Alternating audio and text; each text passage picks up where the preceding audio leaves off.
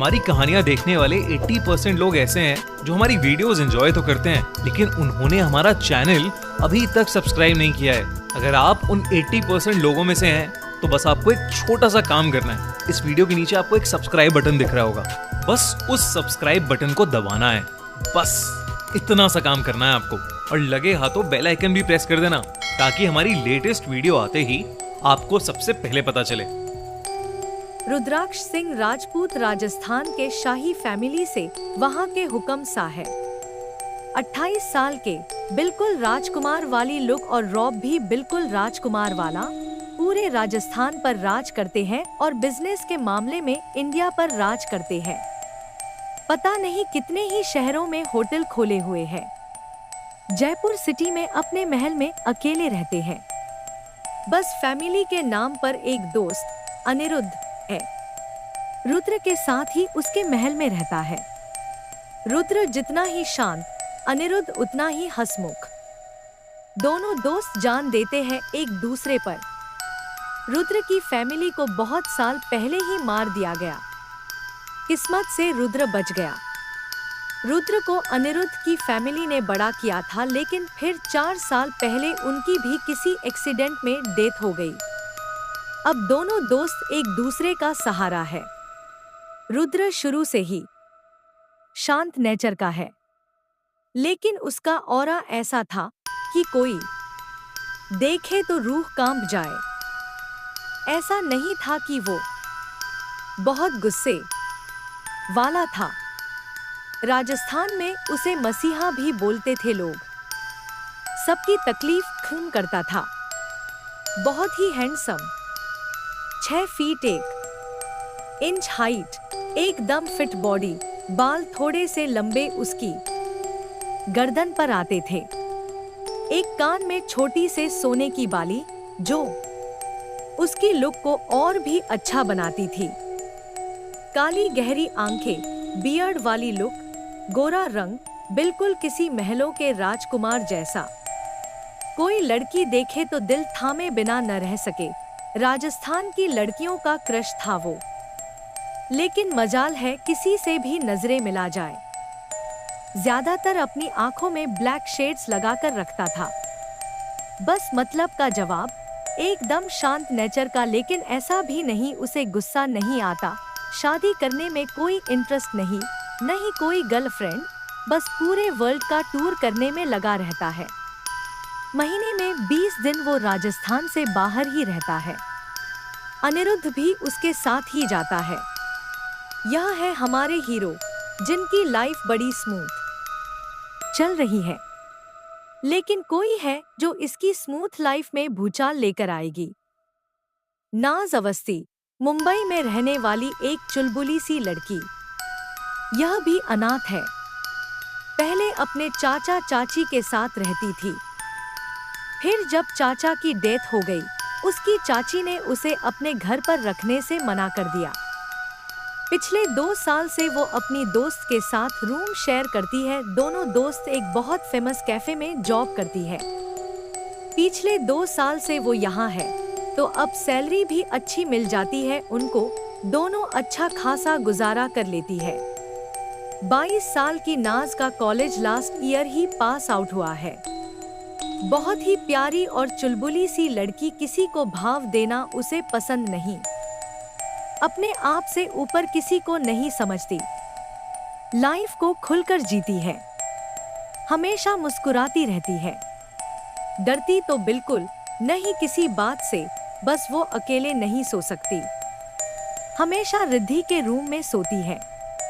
उसको अकेले सोने से डर लगता है। अकेले सोने के अलावा और कोई बात उसे नहीं डरा सकती।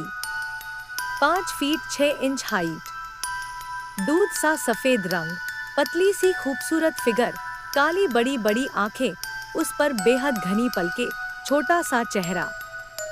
गालों पर हंसते हुए डिंपल पड़ते थे। काले थोड़े लंबे सिल्की बाल, जो ज्यादातर खुले ही रखती थी। एकदम मुंह फट, हर बात मुंह पर बोलती है। किसी से पंगे लेने से भी नहीं डरती। अब देखते हैं हमारे शांत से राजकुमार रुद्र और तूफान में नाज की जब मुलाकात होगी। कैसा होगा इनका सफर। तो चलिए दोस्तों, चलते हैं कहानी की तरफ। जयपुर, राजस्थान। राजस्थान पूरे इंडिया में अपनी विरासत और कल्चर के लिए जाना जाता है। बहुत ही खूबसूरत स्टेट, जहां पर बहुत बड़े बड़े महल आम ही देखने को मिल जाते हैं। अपनी पुरानी रियासतों को संभाल रखना वहां के लोग अपना फर्ज समझते हैं। इसी खूबसूरत स्टेट में एक खूबसूरत शहर जयपुर, यहाँ पर पूरे राजस्थान की आन बान शान, उनके हुकुम सा रुद्राक्ष सिंह राजपूत अपने महल में रहता है। यहाँ के बच्चे बच्चे की जुबान पर रुद्र का नाम होता है। यहाँ की लड़कियां तो मरती है उसका एक दीदार पाने के लिए। जब से वो राजस्थान के हुक्म सा बने हैं, यहाँ के लोगों के चेहरे पर खुशी होती है।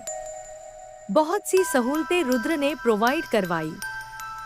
पता नहीं कितनी ही लड़कियों की शादी उनसे अपने पैसे से करवाई। गरीबों के लिए तो वो मसीहा है, लेकिन बहुत कम ही सबके सामने जाता है। रुद्र तक प्रॉब्लम तो सबकी पहुंच जाती है, वो उनको दूर भी कर देता है। लेकिन लोग रुद्र से मिलना भी चाहते हैं। सबकी बहुत इच्छा है उससे मिलने की। बहुत कम लोगों ने उसे रियल में देखा था। उसकी फोटो तो हर घर में लगी हुई थी, लेकिन कोई मिल नहीं पाता था उससे। रुद्र ऐसा ही था, उसे ज्यादा किसी से मिलना पसंद नहीं था। वो बहुत प्राइवेट था। वो सिर्फ अपने दोस्त अनिरुद्ध के साथ ही रहता था। अनिरुद्ध उसका पा भी था। बहुत बार रुद्र को कई बड़े बड़े इवेंट्स में इनवाइट किया गया, लेकिन वो हमेशा अपनी जगह अनिरुद्ध को भेज देता। रुद्र को देखने के लिए लाखों की भीड़ जमा हो जाती, लेकिन जब उसके ना आने की न्यूज़ मिलती सब उदास हो जाते। राजपूत विला, बहुत खूबसूरत और बड़ा सा विला। कम से कम 800 मीटर तक तो गार्डन ही था। बिल्कुल नए स्टाइल में विला बना हुआ था। बाहर से देखकर लगता था जैसे बहुत पुराना स्टाइल हो, लेकिन जब अंदर से देखे तो मंत्र मुग्ध हुए बिना न रह सके कोई। हर चीज लेटेस्ट एडिशन की, बाहर देश से मंगवाई हुई चीजों से पूरा महल सजा हुआ था। घर को देखकर ही लगता था इस पर करोड़ों खर्च किया गया है। 2 फ्लोर थे और कम से कम 15 बेडरूम। ऊपर के फ्लोर में 7/8 बेडरूम थे। उन्हीं बेडरूम में से एक बेडरूम में हमारे राजकुमार रुद्र बेड पर उल्टे लेटे सो रहे थे। सिर्फ ट्राउजर पहना हुआ था। ऊपर की बॉडी पर कोई कपड़ा नहीं। रूम इतना खूबसूरत था कि कोई इंसान 10 मिनट तो रूम निहारने में लगा दे।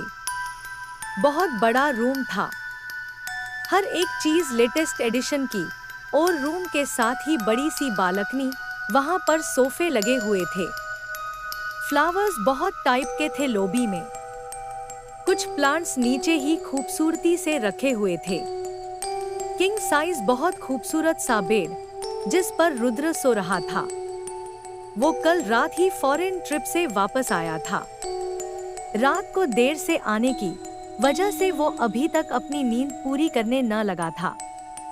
तभी उसके रूम का दरवाजा धम से खुला और एक हैंडसम सा लड़का अंदर आ गया। यह रुद्र का दोस्त कम भाई ज्यादा अनिरुद्ध था। अनिरुद्ध ने रुद्र को सोते हुए देखा तो मुस्कुराते हुए जल्दी से भागकर उसकी तरफ आ गया और उसके ऊपर लेट गया। रुद्र की नींद खुल गई, लेकिन आंखें बंद किए लेटा रहा। रुद्र के बाल थोड़े लंबे थे। वो अपने चेहरा अपनी बाह के नीचे रख सोया था। उसका चेहरा नहीं दिख रहा था अभी।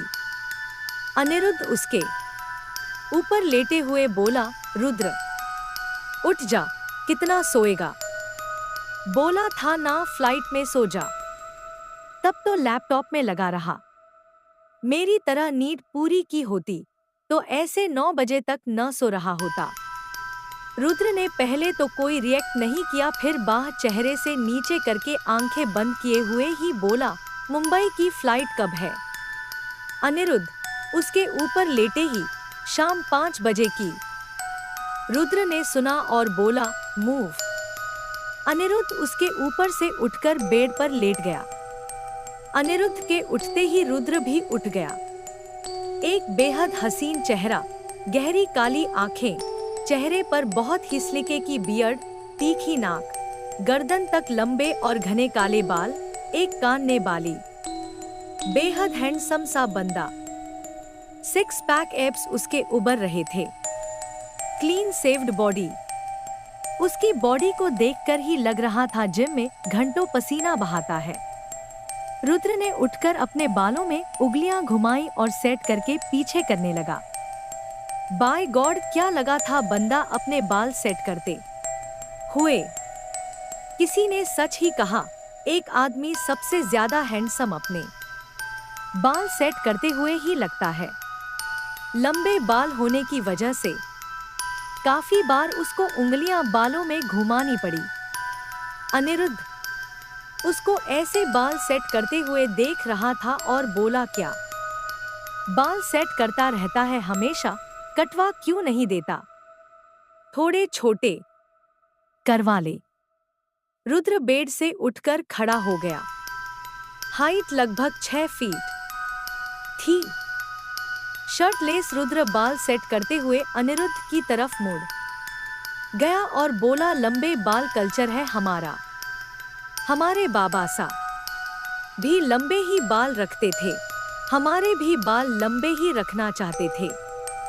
उनकी धरोहर संभालना हमारी जिम्मेदारी है। अनिरुद्ध उठकर बैठ गया और बोला, वो तो ठीक है, लेकिन तेरी लुक और लंबे बालों के पीछे जो लड़कियां पागल होती है उनका क्या पता कितने रिश्ते आते हैं तुझे मना कर करके हालत खराब हो गई मेरी। जितनी तेरी उम्र नहीं, उससे 5 गुना ज्यादा लड़कियों को तू रिजेक्ट कर चुका है। रुद्र अपने ट्राउजर की जेब में हाथ डालकर पहले तो अनिरुद्ध की बातें सुनता रहा, फिर बाथरूम की तरफ जाते हुए बोला, हमें कोई इंटरेस्ट नहीं किसी में, वो उनकी दिक्कत है, हम कुछ नहीं कर सकते। इतना बोलकर रुद्र बाथरूम में चला गया। अनिरुद्ध वहीं बेड पर लेट गया। 15/20 मिनट बाद वो जिम वाले कपड़ों में टी शर्ट और शॉर्ट्स डालकर बाहर आया और अनिरुद्ध को लेते हुए एक नजर देखा, फिर सर्द आवाज में बोला, चल। अनिरुद्ध भी उठ गया। दोनों महल के टेरेस पर बने जिम में चले गए। जिम पूरी तरह शीशे का बना हुआ था। हर तरह की जिम मशीन उसमें थी। दोनों दोस्त जिम में आ गए। रुद्र ने सबसे पहले अपने बालों पर ब्लैक कलर का हेयर बैंड लगाया, फिर ट्रेडमिल की तरफ चला गया। अनिरुद्ध भी उसके साथ वाले लगे दूसरे ट्रेडमिल पर आ गया। स्पीड ज्यादा तेज नहीं की थी पहले। रुद्र का ध्यान ट्रेडमिल पर ही था। अनिरुद्ध उसे देखकर बोला, रुद्र, हम 28 के हो गए हैं, कब करेंगे शादी यार? मेरा बहुत मन है कि मेरे बच्चे तुझे चाचू चाचू बोले। अनिरुद्ध की बात सुनकर रुद्र ने अपने आईब्रो उठाकर उसे अजीब सा लुक किया और बोला, हमने कब रोका तुम्हें? अनिरुद्ध घूर कर, लेकिन मुझे तेरे साथ ही शादी करनी है। रुद्र अनिरुद्ध को देखकर अपने लफ्जों पर ध्यान दो थोड़ा। अनिरुद्ध ने पहले रुद्र की तरफ देखा, फिर सोचने लगा। जब उसे समझ आया तो जल्दी से बोला, अरे यार, वो मतलब नहीं, मतलब यह, जब तू किसी और लड़की से शादी करेगा तब मैं भी अपने लिए ढूंढ लूंगा। रुद्र ने अपने ट्रेडमिल की स्पीड बढ़ा दी और अपने कानों पर हेडफोन लगा लिए और तेज तेज भागने लगा। अनिरुद्ध ने खुद को इग्नोर होते हुए देखा तो चिढ़ते हुए रुद्र के ट्रेडमिल की स्पीड और ज्यादा बढ़ा दी और घूरकर रुद्र को देखने लगा। रुद्र ने एक नजर अनिरुद्ध को देखा और मुस्कुरा दिया। उसने कोई रिएक्ट नहीं किया और भागता रहा। बेहद खूबसूरत स्माइल थी रुद्र की। एक अनिरुद्ध ही था जिसके सामने रुद्र बातें कर लेता था। रुद्र शांत नेचर का था, बहुत कम रिएक्ट करता था किसी भी बात पर। हमेशा अदब से बात करना उसकी आदत थी। वो बहुत बड़ा बिजनेसमैन था, ऊपर से हुक्म सा भी था, लेकिन उसकी अदब देखकर कोई नहीं कह सकता था कि वो बिना माँ बाप के बड़ा हुआ है। हर तरह से शाही घराने का लगता था। बोलने से लेकर बॉडी लैंग्वेज तक हर एक बात में बिल्कुल परफेक्ट। उसकी इस अदब की वजह से बिजनेस में नई नई ऊंचाइयां छूते जा रहा था। कभी कोई गलत न्यूज़ रुद्र के बारे में नहीं छपी। हर कोई उसके लिए अच्छा ही बोलता। बिजनेस में भी बहुत लोग उसके साथ टाई अप करना चाहते थे, लेकिन रुद्र भी उनके साथ ही बिजनेस करता जो उसको सही लगते। एक तरफ बिल्कुल तहजीब से भरे हुए हमारे रुद्र, और वही राजस्थान से दूर महाराष्ट्र के मुंबई शहर में रहती एक तूफान में मेल लड़की जो रुद्र से बिल्कुल उलट नेचर की। मुंबई के एक कॉलोनी में 4th फ्लोर पर एक फ्लैट जिसमें 2 लड़कियां रहती थी। फ्लैट 2 BHK था। ज्यादा बड़ा नहीं था, बहुत ज्यादा चीजों से नहीं भरा हुआ था। हाल में मीडियम साइज के 5 सीटर सोफे, उसके सामने एक कांच का मीडियम साइज का टेबल, बस इसके अलावा ज्यादा भीड़ भाड़ नहीं। साइड में ही छोटे साइज की ओपन किचन जो बहुत साफ सुथरी थी और अच्छी डेकोरेट की हुई थी। उसकी साइड में 2 रूम बने हुए थे, वो भी ज्यादा बड़े नहीं थे। बेड और अलमारी और ड्रेसिंग टेबल के अलावा ज्यादा कुछ नहीं था रूम में। एक बेडरूम तो खाली थी। दूसरे बेडरूम में एक लड़की शीशे के सामने तैयार हो रही थी और एक बेड पर सो रही थी, और वो कोई और नहीं, हमारी हीरोइन नाज अवस्थी थी। शीशे के सामने उसकी दोस्त रिद्धि तैयार हो रही थी। वो भी अच्छी खासी खूबसूरत थी, लेकिन नाज से थोड़ा कम। दोनों की ग्रेजुएशन लास्ट ईयर कंप्लीट हो गई थी। अब वो फुल टाइम जॉब करती थी। सुबह 10 बजे से लेकर रात के 9 बजे तक उनकी शिफ्ट थी। वो एक बहुत बड़े कैफे में जॉब करती थी। अच्छी खासी डिमांड थी मुंबई में उस कैफे की। 2 साल से दोनों जॉब करती थी वहाँ। बहुत सा स्टाफ आया और चेंज हो गया, लेकिन यह दोनों पिछले 2 साल से वहाँ टिकी हुई थी। वहाँ का ऑनर काफी अच्छा था। उसकी एज भी काफी हो गई थी, 60+ था वो। इन दोनों को उसने जी जॉब पर रखा था। वो कम आता था कैफे में, लेकिन उसको इनके काम की खबर रहती थी।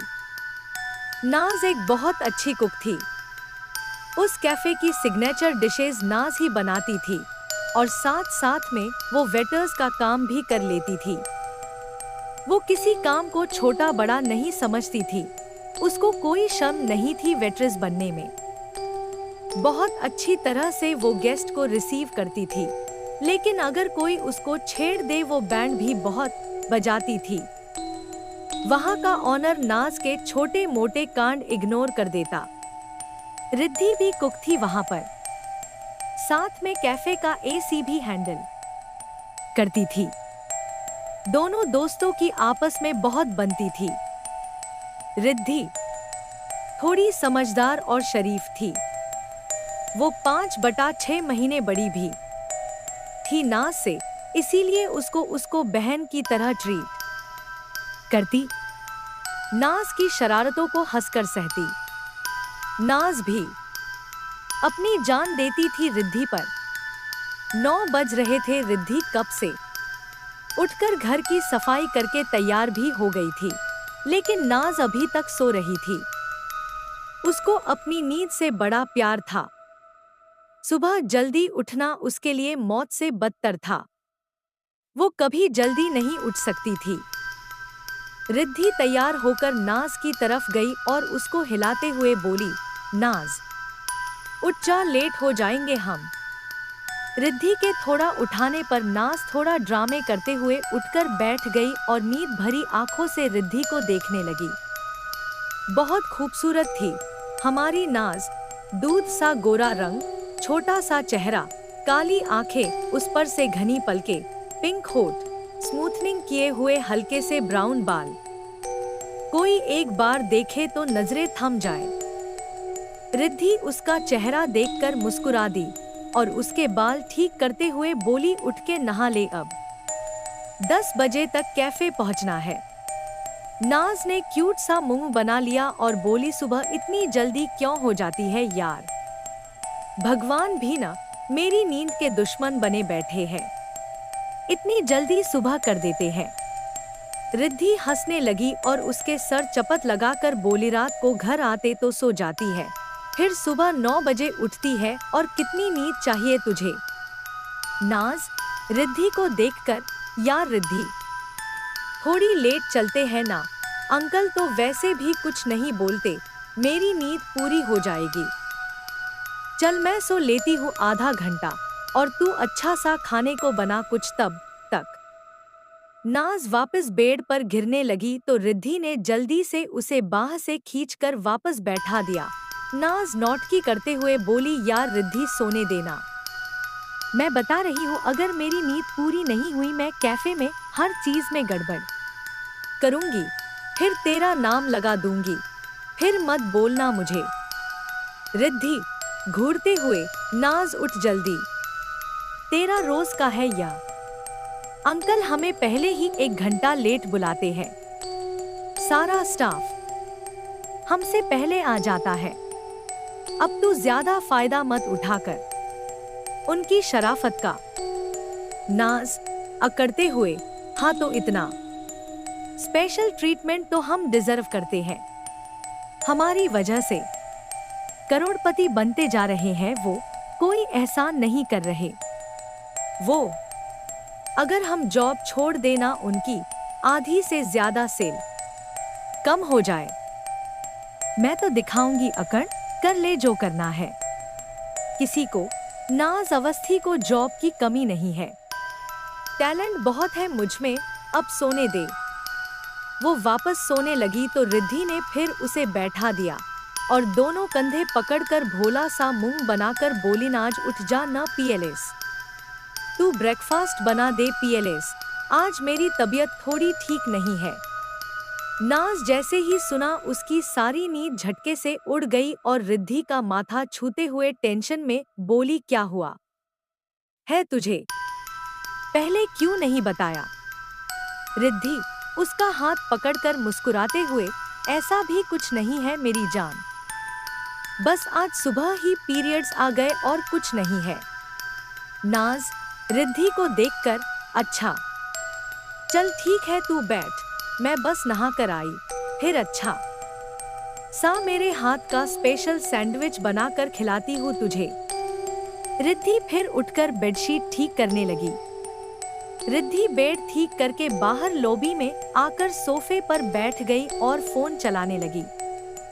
अंदर नाज थोड़ी देर बाद नहाकर बाहर आ गई और साथ वाले रूम में चली गई। उसका सामान दूसरे रूम में था, वो बस सोती रिद्धि के साथ थी। उसको अकेले सोने में डर लगता था। नाज ने अलमारी से कपड़े लिए और चेंज करके जल्दी से तैयार होने लगी। बालों को कॉम्ब किया, होठों पर हल्की सी पिंक लिपस्टिक, आंखों में काजल लगाकर अदब से शीशे में देखकर मुस्कुरा दी। एकदम परफेक्ट फिगर, हाइट भी अच्छी थी नाज की, 5 फीट 5 इंच के करीब थी। पलती सी कमर, 22 साल की नाज हमेशा हंसती रहती थी, हमेशा कैजुअल सी लुक में बहुत खूबसूरत लगती थी। ग्रे टॉप, ब्लू जीन्स, ऊपर से green oversize shirt, white shoes, खिले बालों में बहुत खूबसूरत लग रही थी। तैयार होकर वो भागकर बाहर आ गई और किचन में जाकर एप्रेन पहना और जल्दी से सैंडविच बनाने लगी। उसके सब्जियां काटने की स्पीड मशीन से भी तेज थी। वो सब्जी काटते हुए ही हाल में बैठी रिद्धि को देखकर बोली, रिद्धि कॉफी पिएगी या चाय। रिद्धि नाज को देखकर, काफी बना ले यार, पेन हो रही है, थोड़ा रिलीफ मिलेगा। नाज ने हाँ में सर हिला दिया, फिर जल्दी से काफी और सैंडविच बनाकर हाल में आ गई और एक प्लेट रिद्धि को दे दी और एक अपनी गोद में रखकर खाने लगी। दोनों ने ब्रेकफास्ट फिनिश किया। नाज ने जल्दी से बर्तन धो दिए। दोनों ने अपने बैग उठाए और फ्लैट को लॉक लगाकर नीचे आ गई। नाज पार्किंग से स्कूटी ले आई रिद्धि उसके पीछे बैठ गई। दोनों निकल गई कैफे की तरफ। नाज और रिद्धि की स्कूटी उनके कैफे के बाहर आकर रुकी। उनके घर से आधे घंटे का रास्ता था। वैसे तो ज्यादा दूर नहीं था, लेकिन बहुत ट्रैफिक मिलती थी रास्ते में, इसीलिए उनको आधा पौना घंटा लग जाता था। रिद्धि कैफे के बाहर ही उतर गई और नाज स्कूटी पार्किंग में लगाने चली गई। कुछ देर बाद वो स्कूटी लगाकर वापस आई और दोनों सहेलियां हाथ पकड़े अंदर चली गई। कैफे काफी बड़ा था, बैठने के लिए बहुत स्पेस थी, वहाँ प्राइवेट एरिया भी बने हुए थे। अभी 10 बजे के करीब टाइम हो रहा था, तो ज्यादा लोग नहीं आए थे अभी। कैफे ऑलमोस्ट खाली ही थी। दोनों सीधे चेंजिंग रूम में गई। वहां से कैफे के नाम की प्रिंट की हुई टी शर्ट पहन ली, जीन्स वही रहने दी। उनको यहाँ पर दी हुई टी शर्ट ही पहननी पड़ती थी। दोनों ने अपने टॉप और शर्ट अपने अपने लाकर में रख दिए और किचन में आ गई। वहाँ एक लड़का और एक लड़की पहले से काम कर रहे थे। रिद्धि काउंटर की तरफ चली गई और नाज ने एप्रन उठाकर पहन लिया। नाज को देखकर दोनों लड़का और लड़की मुस्कुरा दिए और लड़का बोला, गुड मॉर्निंग नाज। नाज मुस्कुराकर, very good morning. Amit sir मुस्कुराकर, गुड मॉर्निंग नाज। नाज ने उसे भी मुस्कुराकर जवाब दिया।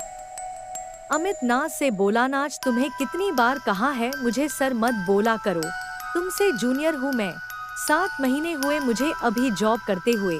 नाज सब्जियां चॉप कर रही थी, उनके साथ ही खड़े होकर वो चॉप करते हुए अपनी धुन में बोली, हाँ तो अगर जूनियर बनने का शौक है आपको तो एज भी कम करके आते अपनी। अब 28 साल के बूढ़े इंसान का नाम लेती मैं, अच्छी थोड़ी लगूंगी, क्या बातें करते हो सर आप भी। नाज की बात सुनकर अमित हैरानी से उसे देखने लगा और उनके साथ खड़ी लड़की जिसका नाम राशि था, उसकी हंसी निकल गई। वो जोर जोर से हंसने लगी। नाज ने उसे हंसते हुए देखा तो ज्यादा रिएक्ट नहीं किया और सब्जियां काटती रही। नाज का ऐसा ही नेचर था, उसकी बातों से सब हंसते रहते थे। पूरे कैफे की रौनक थी वो। राशि के हंसने से अमित थोड़ा सेंस में आया और बोला, नाज यह क्या था, तुम्हें कहां से बूढ़ा लग रहा हूं मैं, 28 कोई बहुत ज्यादा एज नहीं होती। नाज अपनी धुन में चॉप करते हुए, हाँ तो कम भी नहीं होती, मैं तो 25 के बाद सबको बूढ़ों में काउंट करती हूँ। राशि हंसते हुए, सही लॉजिक है तेरा नाज, बूढ़ा ही है यह, आए दिन तो उसकी पीठ दुखने लगती है। अमित, राशि को घूरकर, जिम करता हूँ मैं, इसीलिए कई बार हो जाती है पीठ दर्द, और ज्यादा बूढ़ा बोल रही हो ना मुझे। अगर तुम दोनों की लाइफ में कोई मेरी एज का गया तो फिर बताना मैं बूढ़ा हूँ या नहीं। अमित की बात सुन नाज और राशि एक दूसरे की तरफ देखने लगी। फिर नाज ने अजीब सा मुंह बनाया और बोली, इतने बुरे दिन भी नहीं आए मेरे, मुझे बूढ़े इंसान से शादी करनी पड़े। मैं 22 की हुई हूँ, अभी तो ज्यादा से ज्यादा 24 का हो मेरा बॉयफ्रेंड, इससे ज्यादा नहीं। कहाँ मैं इतनी हसीन और ब्यूटीफुल, किसी बूढ़े के साथ थोड़ी अच्छी लगूंगी मैं। अमित और राशि ने नाज की बात सुनी तो एक दूसरे को देखकर फिर हंसने लगे। नाज ने उनको हंसते हुए देखा तो घूरकर बोली, क्या। अमित हंसते हुए, बेचारा हमारा मैनेजर तेरे पीछे लहू है, उसको कौन समझाए, वो तो दूर दूर तक तेरी लिस्ट में नहीं आता। नाज ने मैनेजर का नाम सुना तो अजीब सा मुंह बना लिया और बोली, यार क्या सुबह सुबह उस चोमू का नाम ले लिया, मुझे तो समझ नहीं आता क्या सोचकर वो मुझ पे ट्राई मारता है। मतलब कहाँ मैं और कहाँ वो, ऐसा लगता है जैसे सुबह की पोटी भी पेट में ही लेकर आ जाता है। उसकी तो चाल भी लड़कियों वाली है और आया बड़ा मिस नाज करने वाला। हम नाज की बात सुन एक बार फिर दोनों अपना काम छोड़कर हंसने लगे। अमित तो नीचे पंजों के बल बैठकर हंसने लगा। नाज के चेहरे पर भी एक बेहद खूबसूरत सी स्माइल आ गई उनको हंसते देखकर। इतने में उनको एक थोड़ी सी पतली आवाज सुनाई दी। क्या हो रहा है यहाँ? सबने आवाज सुनी तो वही चुप हो गए। नाज ने अपनी आंखें बंद कर ली और गहरी सांस ली। अमित और राशि बड़ी मुश्किल से अपनी हंसी दबाकर वापस चॉपिंग करने लगे। दरवाजे पर कोई और नहीं, उनका मैनेजर ही था। सच में चोमू टाइप का, 32/33 साल का, थोड़ा सा पेट बाहर निकला हुआ, लेग्स उसकी पतली सी वो थाइट से जुड़ी हुई, आंखों पर चश्मा, एक फनी सा दिखने वाला इंसान। नाज ने धीरे से कहा, आ गया मेरा दिमाग खाने। वो दोनों अपनी हंसी दबाए काम करते रहे। मैनेजर की नजर जब नाज पर गई तो मुस्कुराने लगा। उसको दांतों में काफी गैप था, तो हंसता हुआ भी बहुत फनी लगता था। वो जल्दी से अजीब सी वॉक करते हुए नाज की तरफ आ गया और मुस्कुराते हुए बोला, सुप्रभात मिस नाज। जैसे ही सबने उसकी आवाज सुनी राशि की तो फिर से हंसी निकलने लगी। वो वहां से खिसक कर बर्तन धोने लगी और साथ में धीरे धीरे हंस भी रही थी। अमित नाज के पास ही खड़ा था। नाज ने सुना तो उसका हाथ रुक गया। वो स्माइल करते हुए मैनेजर को देखकर एक्टिंग करते हुए बोली, गुड मॉर्निंग सर। कैसे हो आप? वैसे आपकी कब्ज ठीक हुई कि नहीं? नाज की बात सुनकर मैनेजर बेचारा शर्मिंदा सा हो गया। अमित की भी हंसी निकल गई, वो भी खिसक गया वहां से और राशि के पास चला गया। राशि पहले से ही अपने मुंह पर हाथ रखे साइलेंट तरीके से हंस रही थी। अमित भी हंसने लगा। मैनेजर ने अवकॉर्ड सी स्माइल के साथ कहा, मिस नाज, आपको किसने कहा मुझे कब्ज है? मैं बिल्कुल ठीक हूँ। देखिए आपके सामने ही खड़ा हूँ। नाज एक्टिंग करते हुए उदास सा चेहरा बनाकर, हे सच्ची सर, आप सच में ठीक हो? फिर पता नहीं मुझे हमेशा ऐसा क्यों लगता रहता है कि पिछले 10 दिनों की पोटी आपके पेट में ही अभी तक। मैनेजर बेचारा पानी पानी हो गया और उन दोनों की हालत तो हंस हंस के खराब हो गई। मैनेजर ने अभी खिसकना ही सही समझा और अजीब सी स्माइल से बोला, मिस नाज, मैं कहने आया था आप चिकन फ्राई कर लीजिए। आ गया है चिकन। नाज मुस्कुराते हुए मैनेजर को देखकर, श्योर सर। नाज कुछ और बोलती मैनेजर गोली की स्पीड से बाहर चला गया। नाज उसको घूर कर जाते हुए देखती रही। उसके जाने के बाद मुंह दबाकर हंस रहे राशि और अमित खुलकर हंसने लगे। नाज ने अजीब मुंह बनाते हुए दरवाजे की तरफ देखा और कहा, अमित सर, जरा इनको पेंट पहननी सिखा दीजिए। कितने गंदे लगते हैं, पीछे से ऐसा लगता है अगले ही सेकंड गिर जाएगी पेंट उनकी। अमित हंसते हुए नाज के पास आया और उसके कंधे पर बाह लपेटकर हंसते हुए बोला, यार क्यों उसकी बैंड बजाती है हर बार? वो कुछ बोलता भी नहीं तुम्हें, तुम्हारे नुकसान किए हुए पैसे भी नहीं काटता। नाज सब्जी काटते हुए, तो मैंने कब मना किया उसे? जो भी नुकसान होता है मुझसे काट ले वो पैसे। मुझे तो समझ नहीं आता कैसे इस चोमू से पीछा छुड़ाऊं। आप तो भाई हो मेरे, करो ना कुछ इसका। तंग आ गई हूं मैं। अमित ने उसकी गाल खींच दी और बोला, ठीक है करता हूँ कुछ। बटर चिकन बना के खिला अपने हाथ का। नाज मुस्कुराकर डन। उसके बाद सब अपने अपने काम में लग गए। मजाक चाहे जैसे भी करती हो नाज, लेकिन कुकिंग के मामले में उसका कोई कंपटीशन नहीं था। बहुत ही टेस्टी सब कुछ बनाती थी और जल्दी भी। दूसरी तरफ जयपुर में रुद्र अपने महल में डाइनिंग टेबल पर बैठा खाना खा रहा था। अनिरुद्ध भी उसके साथ ही था। दोनों 2 घंटे जिम लगाते रहे। अब उनके भूख लग रही थी। वहां बहुत से सर्वेंट उनकी सेवा में लगे हुए थे। रुद्र बड़े अदब से खाना खा रहा था, लेकिन अनिरुद्ध उसको बहुत भूख लगी थी। वो बहुत तेज तेज खा रहा था। रुद्र ने उसे देखकर कहा, धीरे खाओ थोड़ा। अनिरुद्ध खाते हुए, यार यह अजीब से रूल तू अपने पास ही रख, मैं ऐसे ही ठीक हूँ। रुद्र अनिरुद्ध को घूरते हुए, Anay, don't you think you talk too much. Rudra को अपनी तरफ ऐसे घूरते हुए देखकर अनिरुद्ध झेप गया और मुस्कुराते हुए बोला, मजाक था मेरे भाई। रुद्र अनिरुद्ध को देखकर, हमें वो लोग बिल्कुल पसंद नहीं जो मैनरलेस हो, तो तुम थोड़ा मैनर में रहो। अनिरुद्ध हंस दिया और हाँ में सर हिला दिया। फिर रुद्र की तरफ गौर से देखकर बोला, रुद्र, कितनी ट्रेजेडी होगी ना तेरी लाइफ में अगर तुझे कोई ऐसी लड़की मिल जाए जो तेरे रूल्स की बैंड बजा दे, तेरी एक बात ना माने। मैं तो सच में चाहता हूँ कोई ऐसी लड़की आए तेरी लाइफ में, तुझे लाइफ का असली मतलब समझ में आए। क्या यह बोरिंग सी लाइफ जी रहा है तू? रुद्र ने उसकी बातों का कोई जवाब नहीं दिया, बस अपनी धुन में खाता रहा। अनिरुद्ध रुद्र की तरफ देखने लगा और बोला, रुद्र, मैं सच में चाहता हूँ भाई, तू खुल के अपनी लाइफ जिए। बिजनेस से अलग भी एक दुनिया है, तू अपने बारे में भी सोच। दुनिया का बहुत भला किया तुमने, भगवान ने तेरे लिए भी कोई बेस्ट ही सोचा होगा। रियली होप तुम्हें भी कोई ऐसी लड़की मिल जाए जिसके लिए तू कुछ भी कर जाए।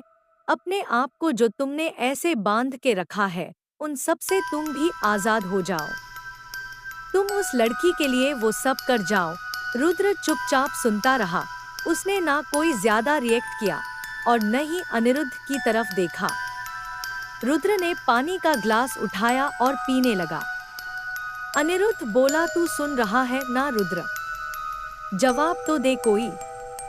रुद्र ने ग्लास नीचे रखा और बोला, जिन बातों की हमारी लाइफ में कोई पॉसिबिलिटी नहीं है, उन पर रिएक्ट करना हम अपना टाइम वेस्ट करना समझते हैं। इतना बोलकर रुद्र ने टिश्यू से अपना मुंह साफ किया और उठकर खड़ा हो गया और बोला, मुंबई में जाने से पहले हमें ऑफिस जाना है, सो हरी। इतना बोलकर रुद्र अपने रूम में चला गया। रूम में जाकर सबसे पहले रुद्र ने मुंबई जाने के लिए अपने 2 दिन के कपड़े छोटे सूटकेस के पैक कर लिए। फिर बड़े से क्लोसेट रूम में चला गया।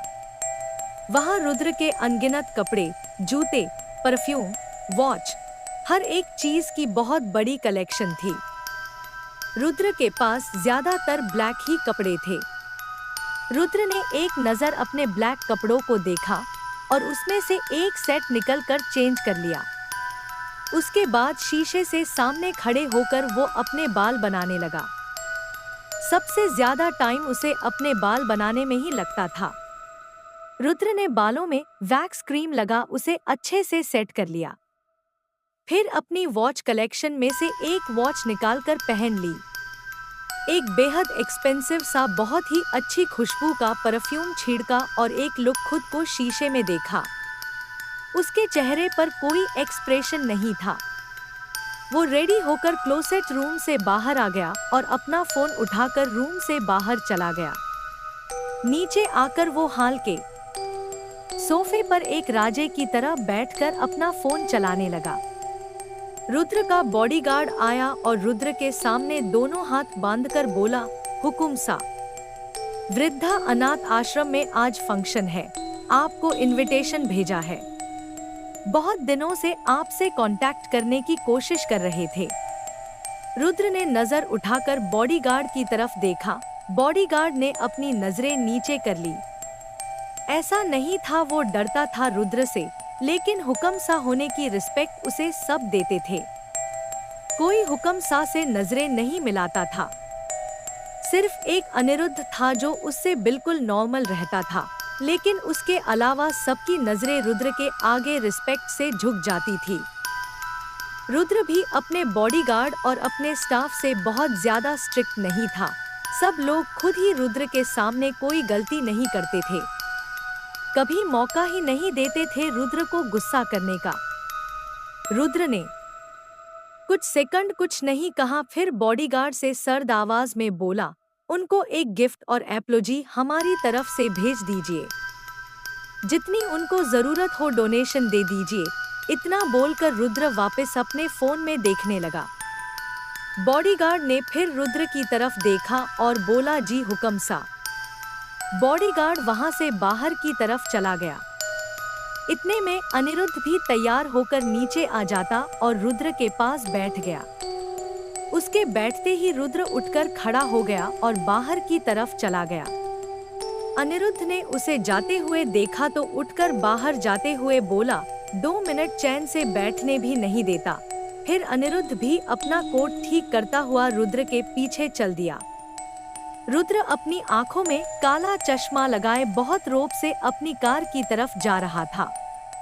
बाय गॉड, इतना हैंडसम लग रहा था वो। ऊपर से उसके बाल थोड़े थोड़े उड़ रहे थे, उसे और ज्यादा दिलकश बना रहे थे। रुद्र को आता देखकर उसके बॉडीगार्ड ने जल्दी से सर झुकाकर दरवाजा खोलकर खड़ा हो गया। ब्लैक कलर की रोल्स रॉयल लेटेस्ट एडिशन की कम से कम 6/7 करोड़ की उसकी कार ही थी। रुद्र के पास आते ही कार का दरवाजा पकड़े बॉडीगार्ड ने नजरें झुकाए कहा, गुड आफ्टरनून हुक्म सा। रुद्र ने हल्का सा सर हिला दिया और सीधे कार में बैठ गया। उसके पीछे ही अनिरुद्ध आ गया। बॉडीगार्ड ने उसे भी विश किया। अनिरुद्ध ने मुस्कुराकर उसे जवाब दिया और रुद्र के साथ वाली सीट पर बैठ गया। बॉडीगार्ड ने दरवाजा बंद किया और आगे पैसेंजर सीट पर खुद भी बैठ गया। उनके बैठते ही ड्राइवर ने कार स्टार्ट कर दी। उनकी कार के पीछे एक और कार चलने लगी। उनमें भी बॉडीगार्ड्स थे। अनिरुद्ध ने रुद्र की तरफ देखा जो फोन में बिजी था। उसे एक नजर उसे देखा, फिर कहा, रुद्र, मुंबई में फ्लैट की सफाई करवा दी है और क्लाइंट। अनिरुद्ध आगे कुछ कहता, रुद्र ने फोन देखते हुए ही शांत सी आवाज में कहा, हम होटल में स्टे करेंगे। मीटिंग भी किसी शांत सी प्लेस पर अरेंज करना। अनिरुद्ध एक नजर रुद्र को देखकर, ओके, देखता हूँ कोई अच्छी सी जगह। इसके बाद ज्यादा कोई बात नहीं हुई दोनों में। अनिरुद्ध भी अपने फोन में बिजी हो गया। कार राजपूत इंडस्ट्रीज की तरफ चली गई। शाम के 7 बजे रुद्र की फ्लाइट मुंबई लैंड हो गई। अपने 4 बॉडीगार्ड और अनिरुद्ध के साथ वो आंखों पर काला चश्मा लगाए बहुत रोब से एयरपोर्ट के प्राइवेट एरिया से होते हुए बाहर आ गया। एयरपोर्ट के बाहर ही 2 बड़ी बड़ी महंगी कार उनका वेट कर रही थी। मुंबई में जिनके साथ वो मीटिंग करने आया था, उन्होंने ही गाड़ियां भिजवाई थी। ड्राइवर और एक सूट बूट पहने आदमी हाथ में बुके लेकर कार के बाहर वेट कर रहे थे। रुद्र को आता देखकर आदमी जल्दी से उसकी तरफ गया और बुके रुद्र की तरफ बढ़ा दिया और मिमियाते हुए बोला, वेलकम हुक्म सा। रुद्र ने अनिरुद्ध की तरफ देखा तो अनिरुद्ध ने मुस्कुराकर आदमी के हाथ से बुके ले लिया और बोला, धन्यवाद शर्मा जी। एमा शर्मा मुस्कुराते हुए, आइए हुक्म सा। उसने जाकर कार का दरवाजा खोल दिया। रुद्र जाकर कार में बैठ गया। उसके साथ ही अनिरुद्ध और रुद्र का मेन बॉडीगार्ड रोनी आहे की सीट पर ड्राइवर के साथ बैठ गया।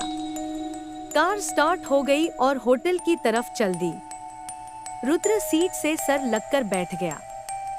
उसका सर थोड़ा दर्द हो रहा था। आंखों पर चश्मा लगे ही वो आंखें बंद करके सीट पर सर टिकाए बैठ गया। अनिरुद्ध ने उसे देखा तो बोला, Rudra, you okay? Rudra seat पर सर लगाए ही, या I need a coffee. Anirudh ने एक नजर रुद्र को देखा, फिर ड्राइवर से बोला, कोई अच्छा कैफे दिखे तो कार रोक देना। ड्राइवर, जी सर। 15/20 मिनट बाद उनकी कार एक बड़े से कैफे के सामने रुकी। रुद्र और अनिरुद्ध ने चेहरे पर मास्क लगा लिया। रानी ने रुद्र की साइड का दरवाजा खोल दिया। रुद्र आंखों पर चश्मा और चेहरे पर मास्क लगा अपने कोट के बटन बंद करते हुए बाहर आ गया। दूसरी तरफ से अनिरुद्ध भी आ गया। रुद्र ने सिर्फ 2 बॉडीगार्ड को अपने साथ आने की परमिशन दी। अनिरुद्ध और रुद्र दोनों कैफे के अंदर चले गए। बॉडीगार्ड उनके पीछे चल रहे थे। उनके पास गन्स भी थे, लेकिन अभी उन्होंने छुपाए हुए थे। गन तो रुद्र के पास भी होती थी, लेकिन वो ज्यादातर कैरी नहीं करता था। 4 लंबे चौड़े लड़कों को देखकर कैफ में बैठे सबकी नजरें उनकी तरफ चली गई। चेहरे पर मास्क होने की वजह से कोई उन्हें पहचान नहीं पाया। उन चारों में रुद्र की पर्सनैलिटी सबसे अलग और शाही लग रही थी। भले ही चेहरा नहीं दिख रहा था, लेकिन फिर भी रुद्र की लुक को देखकर लड़कियों की नजरें उस पर जम गई। उन चारों ने किसी पर ध्यान नहीं दिया। अनिरुद्ध ने कैफे में नजरें घुमाकर प्राइवेट एरिया देखा और रुद्र को लेकर प्राइवेट एरिया की तरफ चलकर बैठ गए। रुद्र के बॉडीगार्ड उसके पीछे खड़े हो गए, तो रुद्र ने बिना उनकी तरफ देखे कहा, रोनी बैठ जाइए। रोनी झिझकते हुए, आई एम फाइन। हुक्म सा। रुद्र ने कुछ नहीं कहा, लेकिन एक हल्की सी नजर अभी उनको देखा ही था कि दोनों जल्दी से उनके सामने वाले सोफे पर बैठ गए। अनिरुद्ध हंसने लगा। उनकी फुर्ती देखकर रुद्र ने अपनी नजरें हटा ली, तो रोनी अनिरुद्ध को घूरने लगा। रोनी दोस्त ही था रुद्र और अनय का।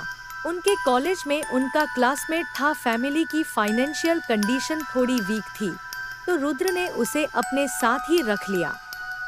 रोनी दोस्त जरूर था रुद्र का, लेकिन वो अपने पिता की तरह रिस्पेक्ट करता था उसका। रुद्र की वजह से ही आज उसके घर की कंडीशन बहुत अच्छी थी।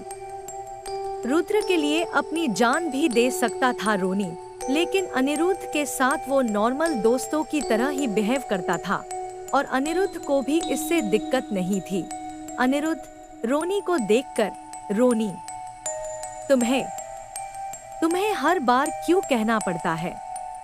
रोनी एक नजर रुद्र को देखकर, अनय अभी मैं ड्यूटी पर हूँ। हुकुम सा की सेफ्टी मेरी पहली जिम्मेदारी है। रुद्र अपना फोन चलाता रहा। उसे ज्यादा किसी बातों में इन्वॉल्व होने पसंद नहीं था। अनिरुद्ध अभी कुछ कहला उससे पहले ही एक खूबसूरत लड़की हाथ में मेन्यू लेकर मुस्कुराते हुए उनकी तरफ आ गई। अनिरुद्ध की नजर उस लड़की पर ही रुक गई। वो रिद्धि थी। वो काफी पीने नाज और रिद्धि के कैफे ही आए थे। रिद्धि ने मुस्कुराकर मेन्यू टेबल पर रखा और बेहद प्यार से बोली, स्वागत है सर, कृपया सहज रहें। रिद्धि की आवाज से अनिरुद्ध होश में आया और मेन्यू पकड़कर अपना मास्क नीचे कर लिया। अनिरुद्ध को देखकर रिद्धि भी उसे देखने लगी, लेकिन फिर जल्दी से अपनी नजरें हटाकर बिल्कुल सावधान अपने दोनों हाथ नीचे जोड़कर खड़ी हो गई और नजरें झुका ली। अनिरुद्ध मुस्कुराए बिना न रह सका और बोला, थैंक यू मिस। रिद्धि ने हल्का सा वापस देखा और छोटा सा मुस्कुराकर वापस नजरें झुकाकर खड़ी हो गई। रुद्र अपनी पैर पर पैर चढ़ाए अब फोन में बिजी था। आंखों पर चश्मा और मास्क अभी भी लगा हुआ था उसके। अनिरुद्ध ने एक नजर रिद्धि को देखकर फिर मेन्यू देखा और बोला, 4 coffee with chicken sandwich. Riddhi ने अपनी डायरी में उनका ऑर्डर लिखा और पोलिटली अनिरुद्ध को देखकर बोली, एनीथिंग एल्सा सर। अनिरुद्ध उसे देखते हुए, थैंक्स। रिद्धि ने मुस्कुराकर सर हिला दिया और वहां से चली गई। अनिरुद्ध उसे जाते हुए देखता रहा। रोनी उसे नोटिस कर रहा था। जब अनिरुद्ध ने रोनी की तरफ देखा तो रोनी ने अपने आईब्रो उठा दिया। अनिरुद्ध ने भी आंख मार दी और मुस्कुराकर पीछे होकर बैठ गया। रोनी ने रुद्र की तरफ इशारा किया तो अनिरुद्ध उसे घूरने लगा। रोनी साइड में फेस करके मुस्कुराने लगा। रुद्र अपने फोन में देख रहा था, लेकिन उन दोनों को बराबर नोटिस कर रहा था। उसने अपना मास्क नीचे किया और बोला, अन्य अपने आप से व्यवहार करें। अनिरुद्ध सकपका गया और बोला, नथिंग लाइक दैट यार। रुद्र ने एक लुक अनिरुद्ध को दिया तो अनिरुद्ध भी उसे इग्नोर करके फोन चलाने लगा। रोनी भी सीरियस होकर बैठ गया। दूसरी तरफ रिद्धि ऑर्डर लेकर किचन में आ गई। हमारी नाज काफी बना रही थी। रिद्धि ने आकर उसे पेपर दिया और बोली, नाज वैसे मैं बोलती तो नहीं हूँ, लेकिन यार आज सच में पता नहीं कौन लोग आए हैं। इतने हैंडसम, बंदे और मुंबई के भी नहीं लग रहे। बड़ा ही अलग सा गेटअप है उनका। नाज रिद्धि से थोड़ा दूर हुई और उसे पैरों से लेकर ऊपर तक देखकर हैरानी से बोली, रिद्धि तू, और वो भी लड़कों की बातें, यह कब से करने लग गई तू? और कौन से आइटम आए हैं हमारे कैफे में? रिद्धि ने उसके सर पर चपत लगाई और बोली, आइटम नहीं है पागल, अच्छे खासे हैंडसम बंदे हैं और 3 के तो चेहरे दिख रहे थे। एक तो पूरी तरह से अपना चेहरा छुपाकर बैठा हुआ था, लेकिन लग वो उन सब से अलग रहा था। मेरा तो मन था उसका चेहरा देखने का, उसके बाल देखने में कितने अच्छे थे। नाज मुस्कुराकर एक्टिंग करते हुए, आए हाय क्या बात है, चल क्या रहा है? रिद्धि घूरते हुए, कुछ नहीं चल रहा, मैं बस बता रही हूँ। इन सब के लिए टाइम नहीं है हम दोनों के पास, चल जल्दी से ऑर्डर रेडी कर फिर देकर आ। नाज क्यूट सा मुंह बनाकर, क्यों मैं क्यों जाऊं, तू जा। रिद्धि नाज की दोनों गाल खींचकर, पीएलएस चली जा मेरी जान, मुझे अजीब सा लग रहा है, तू तो ब्रेव है, हैंडल कर लेती है। नाज गहरी सांस लेकर, ठीक है, चल कॉफी बना दे तू, मैं सैंडविच बनाती हूँ। वो दोनों ऑर्डर रेडी करने लग गई। बाहर काफी कस्टमर थे तो सब काम में बिजी थे। कम से कम 7/8 शेफ लगे हुए थे ऑर्डर रेडी करने में। नाज और रिद्धि ने ऑर्डर रेडी करके ट्रे में रखा। नाज ज्यादा इम्पोर्टेंस नहीं देती थी किसी को और न ही खुद का शो ऑफ करके दिखाती थी। उसने अपने सर से कैप उतारी और अपने बालों का जुड़ा बना लिया। जुड़ा बनाने से उसका चेहरा और भी ज्यादा खूबसूरत और क्यूट लगने लगा। वो थक गई थी सुबह से खाना बनाते बनाते, तो अभी उसे अपनी लुक की बिल्कुल चिंता नहीं थी। उसने टिश्यू से अपने चेहरे का पसीना साफ किया, अप्रेन उतार कर ट्रे पकड़ लिया और ऑर्डर लेकर चली गई। उसके हाथ में बड़ी सी ट्रे थी और उसम काफी और सैंडविच थे। वो प्राइवेट एरिया था, इसीलिए वहाँ न तो कोई भीड़ था और न ही आवाज बाहर जा सकती थी। हाँ, लेकिन कैमरा लगे हुए थे वहाँ। नाज ध्यान से ट्रे पकड़े वो टेबल की तरफ आ गई। रुद्र की पीठ थी नाज की तरफ, जहाँ से वो चलकर आ रही थी, और रुद्र बैठा भी कॉर्नर सीट पर था। सब फोन में बिजी थे। नाज को आते किसी ने नहीं देखा। नाज आकर ऑर्डर रखने लगी। रुद्र का ध्यान भी नहीं था, वो भी बस अपने ध्यान में अपना पैर दूसरे पैर से उठाकर सीधा होकर बैठने लगा। रुद्र के ऐसा करते नाज एकदम से घबरा गई और ट्रे छूटने को हो गई उससे। काफी में से एक कप की काफी रुद्र के शूज पर गिर गई। रुद्र ने भी जल्दी से ट्रे को संभालना चाहा और हाथ नाज के हाथ पर रख दिया। नाज भी हड़बड़ा गई। सब इतना अचानक हुआ कि किसी को समझ नहीं आया। लेकिन रोनी तो बॉडीगार्ड था, रुद्र पर कोई भी प्रॉब्लम आए उसे एक्शन लेना ही था। वो और उसके साथ वाला बॉडीगार्ड जल्दी से खड़े हो गए और अपनी अपनी गन्स निकालकर नाज की तरफ उठा दी। नाज ने जैसे ही गन्स देखे, जल्दी से चीख कर रुद्र की गोद में बैठ गई और उसका कोट कस के पकड़ लिया। रुद्र एकदम शॉक हो गया, उसके हाथ हवा में ही रह गए। बाकी सब भी शौक से उसे देखने लगे। रुद्र के चेहरे पर अभी भी मास्क और आंखों पर चश्मा था। उसने भी नाज को अभी तक देखा नहीं था, लेकिन नाज के हाथ के एहसास उसे अच्छा जरूर लगा था। नाज की जान हलक में आ गई गन्स देखकर, और रुद्र का कोट पकड़कर डरते हुए बोली, पीआईज गन्स नीचे। कीजिए, गलती से हो गया मुझसे।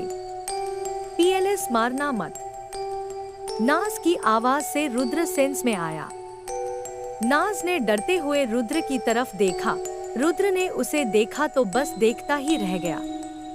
नाज का डरा हुआ चेहरा बहुत खूबसूरत लग रहा था। नाज के गोरे चेहरे पर पसीना आने लगा। वो आगे कुछ बोलती उससे पहले ही रोनी नाज का हाथ पकड़कर उसे रुद्र की गोद से उठाने लगा, तो रुद्र ने पहले ही हाथ दिखाकर बेहद सर्द आवाज में कहा, इसके आगे की कहानी जानने के लिए देखिए कहानी का अगला भाग। दोस्तों, अगर आपको कहानी अच्छी लगी हो तो मेरे चैनल को लाइक, शेयर, सब्सक्राइब जरूर करें। फिर मिलते हैं दोस्तों कहानी के अगले भाग में। तब तक के लिए धन्यवाद।